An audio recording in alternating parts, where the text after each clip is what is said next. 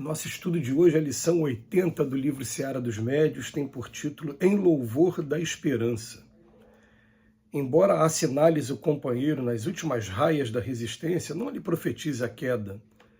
É possível que, abraçando a ilusão, tenha ele provocado as imensas dificuldades que lhe supliciam a alma e, rendendo-se inerme às sugestões do vício, é provável haja apressada decadência orgânica que obriga a esturgar o passo na direção do sepulcro. Entretanto, o Senhor te permite sondar-lhe as chagas e anotar-lhe as fraquezas, não para que arrojes brasas às feridas, nem para que lhes esmagues a armadura dos ossos. O problema pede solução. Fogueira não espera petróleo para extinguir-se. Em tudo o que se refere a desalento e terror, recorda o carinho com que te desvelas a cabeceira de um filho desajustado. Agradeces de coração enternecido aos que lhe ofertem a gota de remédio ou a leve migalha de reconforto. Se isso acontece entre os limites de nossa ternura estreita, que não fará por nós o infinito amor imensuravelmente acima de toda a compreensão humana? Mesmo que amigos desencarnados te induzam a desencorajar os irmãos doentes e transviados, não profiras sentenças que desanimem, porquanto cada dia a natureza, em nome do Criador, renova a esperança de todas as criaturas.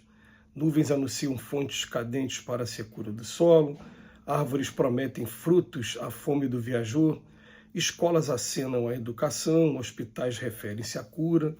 Não te faças portador das mensagens de pessimismo. A terra já possui legiões enormes para a força do mal. Se a palavra que reconforte e auxilie. Ainda que te encontres diante daqueles que se mostram nas vascas da agonia, fala em esperança e não lhes vaticines o mergulho na morte, porque Deus é também misericórdia, e a misericórdia de Deus poderá desmentir-te. Lázaro enfaixado no túmulo era alguém com atestado de óbito indiscutível, mas Jesus chamou-o a mais amplo aproveitamento das horas e Lázaro reviveu. A gente fica procurando anotar a didática do plano espiritual, didática de amor com cada um de nós. Em primeiro momento, ele vem falar para a gente assim, ao invés de acusar, você pensa no seguinte, a gente fica olhando o cisco no olho do outro, tem uma trave no nosso. Essa frase é impactante, né, essa frase do Cristo. Eu diria assim, tem trave no olho de todo mundo, mas o que ele está querendo dizer, os seus problemas, na verdade, têm muito mais importância do que o problema dos outros. Deixa o problema dos outros com os outros. É isso que Jesus está falando para a gente, em outras palavras. Mas, depois ele fala que aquele que estiver isento de pecado, que atire a primeira pedra. Aí, a gente começa, então, a fazer um trabalho com a gente de, não, eu vou procurar agora olhar para mim. E quando eu começo a olhar para mim, faço esse trabalho de autoconhecimento e depois vou eleger quais são os pontos que eu preciso de reforma mais imediata e começar a trabalhar esse desenvolvimento das virtudes, eu começo a descobrir que muita coisa eu não consigo sozinho. Eu preciso da ajuda o tempo todo dos espíritos, através da oração. Eu preciso de amigos que compreendam e aceitem o meu defeito e saibam conviver comigo, com o meu defeito assim mesmo. E eu vou percebendo que, por eu precisar de alguém e alguém se predispor a me ajudar, seja esse alguém encarnado ou desencarnado, eu naturalmente, pela lei de gratidão, daqui a pouco eu quero retribuir. Quando eu começar a retribuir, eu vou entrar no que o Emmanuel vem falar para a gente aqui agora. Ele vem falar, então, olha só, embora assinales o companheiro nas últimas raias da resistência, não lhe profetizes a queda. É difícil para a gente, porque às vezes a gente que está de fora observando, fala, olha o que ele está fazendo. Não tem como ele não encontrar um caminho desastroso ali na frente, se ele continuar. Só o fato de fazer essa observação, já terminei de profetizar a queda. E ele está falando assim, mas como? Às vezes eu não profetizar a queda significa eu também não alertar e não me utilizar do processo educativo. Se eu for aplicar isso aqui com relação ao meu filho, por exemplo, não, meu filho tem que profetizar a queda para ele, tem que falar, se você continuar nesse caminho, é isso que você vai encontrar. Mas o Emmanuel, ele quis dizer, a gente tem que aprender a tirar o que está por trás o espírito que está por trás da letra, né? Para que a gente não tenha aquela ideia de vingança por pensamento. Porque muitos de nós, a gente tem essa vingança por pensamento. A gente fala assim, eu não vou fazer nada não, mas a providência divina daqui a pouco faz. E junto com isso, vem aquele sentimento se torcendo para que aconteça o pior para aquela pessoa. É isso que o Emmanuel está falando. E o Emmanuel vem falar para a gente, é possível que abraçando a ilusão dos vícios, né, é possível sim que ele tenha chegado a esse ponto e pode até ter chegado à decadência orgânica, porque todo vício vai enfraquecer o nosso corpo, vai trazer problema para o nosso corpo. Entretanto, o Senhor te permite sondar-lhe as chagas e anotar-lhes a fraqueza, não para que jogue fogo nas feridas. Tem um momento até que ele fala aqui, como é que você quer jogar petróleo numa coisa que está pegando fogo? Vai pegar mais fogo ainda. Até essas comparações do Emmanuel são maravilhosas. Mas ele vem falar aqui, ó, problema pede solução. Aqui, ó, fogueira não espera petróleo para extinguir, está aqui a frase. O que ele vem dizer para a gente? Ele vem dizer para a gente que em tudo a gente vai pensar assim, eu tenho minhas dificuldades, os outros têm as dificuldades dele.